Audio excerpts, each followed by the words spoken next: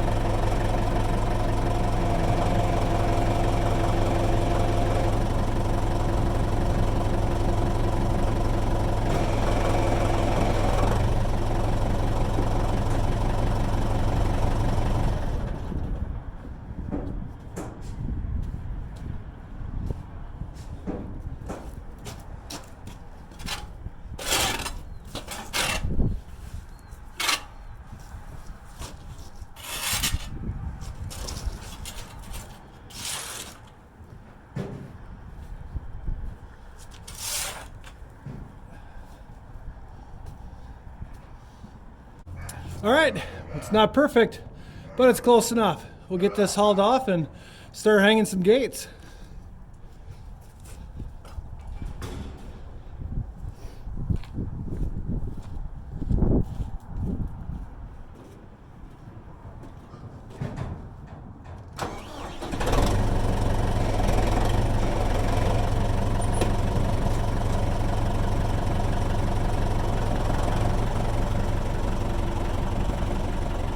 All right, well, before we get started, you can probably hear the pigs in the background. I have to excuse them. We just got those, so feeder pigs are our next project after this one. But anyway, so before I get started hanging the gates, I kind of wanted to go over the layout and why we did what we did here. So there's one gate right here.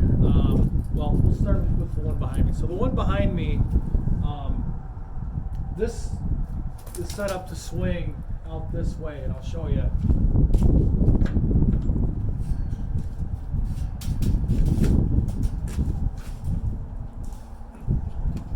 So the reason we did that was because out here, eventually what we're going to do is we're going to put in a permanent corral. So we'll be setting more posts, setting 2x6s and stuff like that to build this up all the way down. And in fact, you can even see down towards the end there's already, I don't know, 3 or 4 posts that we had extra, and I started setting them when I had the post pounder.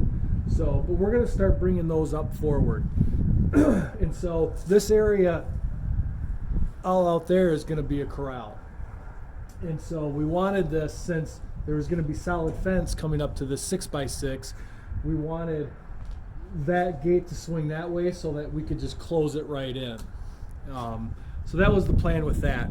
Now, over here, this gate right here, this swings out. Swings out this way.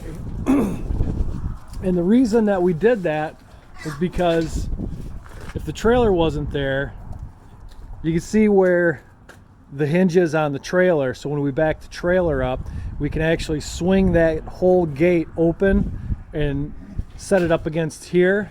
And if this gate is open, we can just close it up against the corner and it'll create a funnel for the cattle, for loading cattle and stuff like that. So that's why we decided to put the hinge on this gate on the barn and then the catch on this 6x6. And then obviously the other catch down there is so that we could, you know, get this gate to swing that way. So continuing on, one of the other things that we did was laid this out and installed the center gate behind me, so we can divide this whole pen right in half. And so if we're sorting cattle and stuff like that, we can actually open this gate, let through what we want to let through, or you know, if they just don't need as much area, we can just close this off. So that's kind of the plan there. So moving on, we'll open this up, get Mr. Scout out of the way.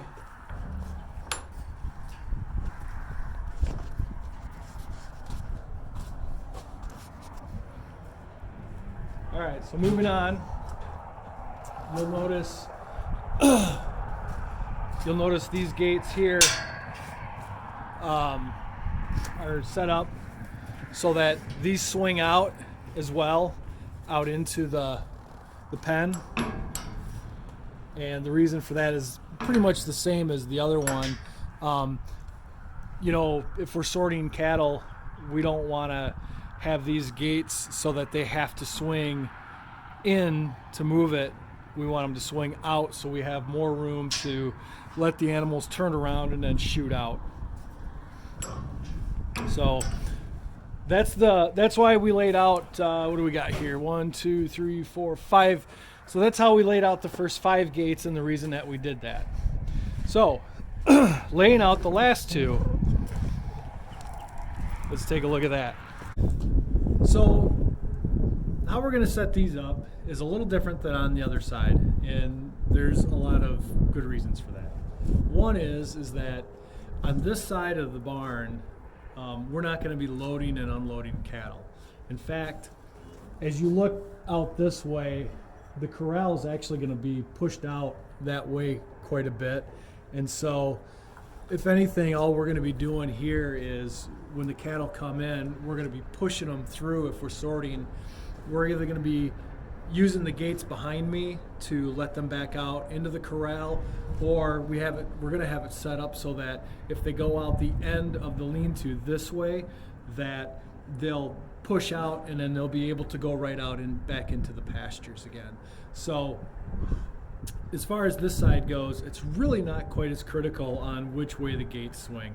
We've got 2 gates. The one right here behind me, which, as I showed you before, swings out into the corral, or where the corral's going to be. So this one here, what we're going to do is we're going to set this one up so that the hinge side is actually on this post here, and the catch is going to be over here. And then over here, same thing. We're going to set this one up so the hinge side is over here on this post, and then the catch is going to be up against the barn. So this gate up on the end will only be able to swing inside, but this gate right here, this one will be able to swing out. So just a little different, but that's the logic behind it. So we'll be installing some hardware here. getting this stuff bolted into the 6x6s, and I'll show you all the parts that go in and how these things all get put together. Little change of plans. I think before I had said that I was going to be putting the hinges on this corner post. I'm still going to do that for the gate that ties into the barn here, but I decided to put the hinge side right here for this gate on this post. Really no reason at this point with this corner and how the flow of cattle are going to go through it. Really didn't make a difference the more I thought about it, and so it's actually just going to be easier to mount the hardware and the latches and get everything to tie together if I do it this way. So the first thing we're going to do is we're going to set this bottom pin. And so this one here, you might notice the last one that I had, it didn't have this throat on it, and it was set back a lot further.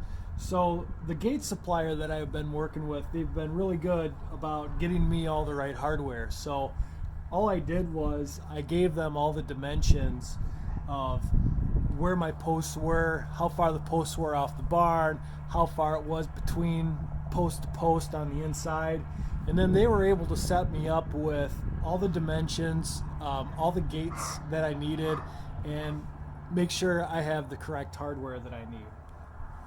So the first thing that's important with setting this one is to make sure we've got the elevation right, and the reason is because we want this to be low enough that we don't have to worry about calves popping out between the concrete and the bottom of the gate.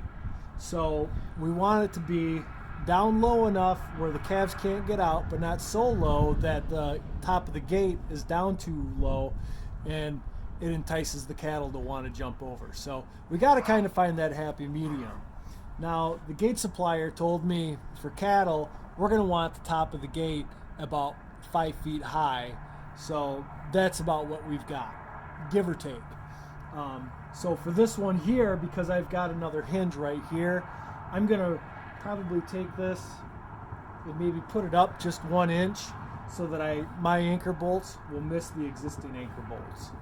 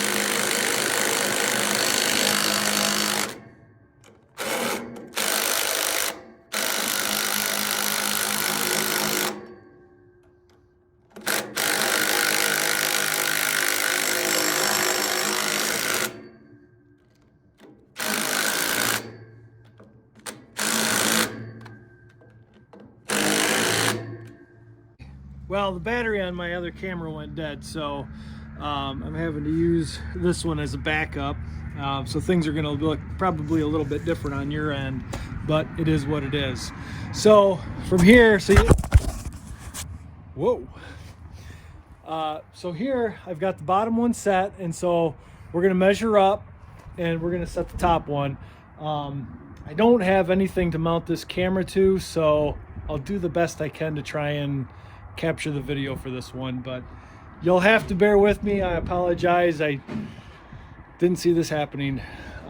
So anyway, let's get after it.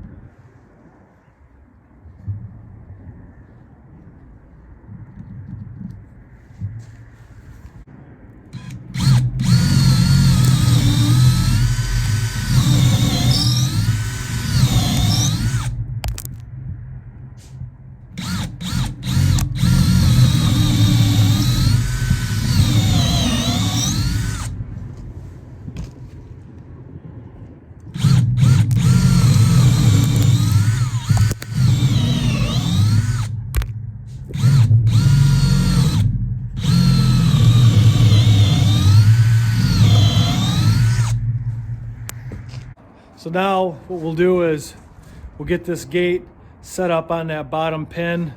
I'll set some boards down here to kind of hold that end up, and then we'll get the top bracket set in the top of this, and then we'll anchor it to the post.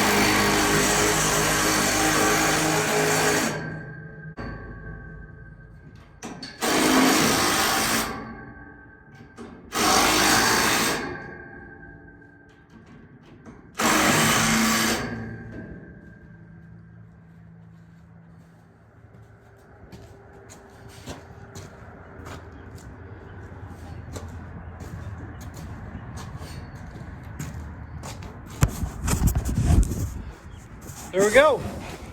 Now the next thing we'll do is we'll loosen this bolt up here, and this has got a sleeve that's in there, and that's what keeps it on there, I guess, for lack of a better term. So what we're going to do is we'll loosen this up, and then we'll level the gate going this way to make sure that it swings nice. Well, I went to go get the level and the wrench, which I put the level on, and I don't need to change it. It's level, so we're good to go. So the next thing we'll do is we'll work on setting the latch. I had shown you in the last video, kind of described the latch, and this is what it is. It's a little heavy. There it goes. So this is all galvanized, so that's why it was stuck, because they do a hot dip galvanized. So basically what it is these little plates of metal swing back and forth, and then up on top here you can see there's this solid piece of steel. So as the pin for the gate comes through, it slides into place, and then it falls back in, and then that pin doesn't let it go back because it's stopping against this plate. So Works pretty good. So you can just close it. It'll latch shut on its own.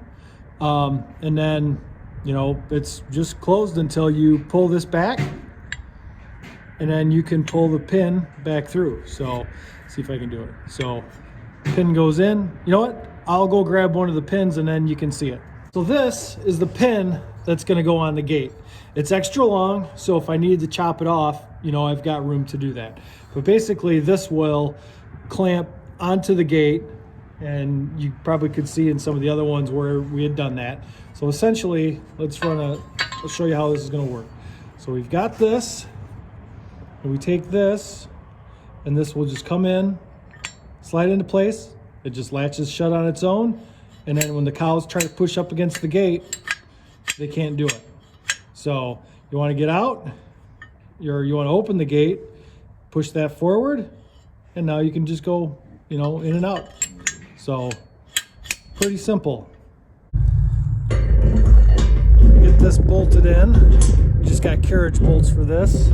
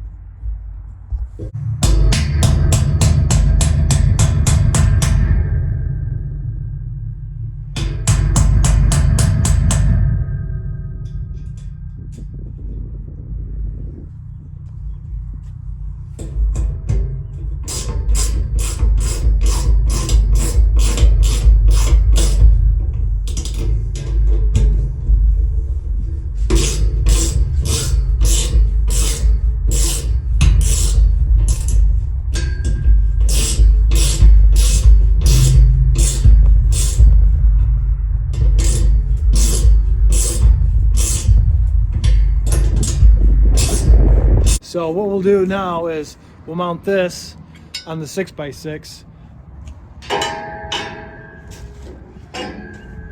All right. And these are pretty nice because they've got these flanges on them, so they'll actually wrap right around the 6x6. So they'll just sit, there we go, just right on there, just like that. So we'll set the elevation, match where the pin height is, and then anchor this into the post.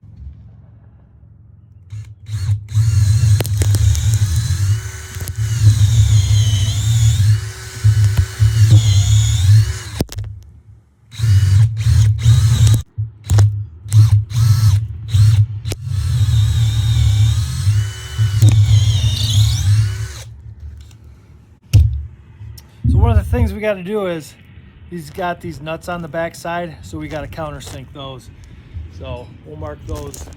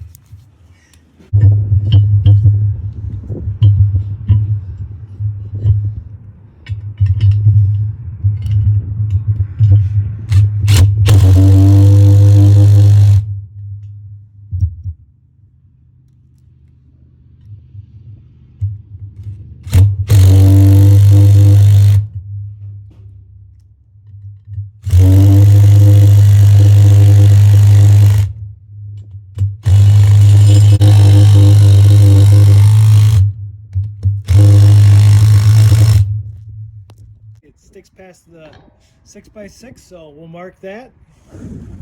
Mark it, get the grinder, chop it off, and this gate will be done.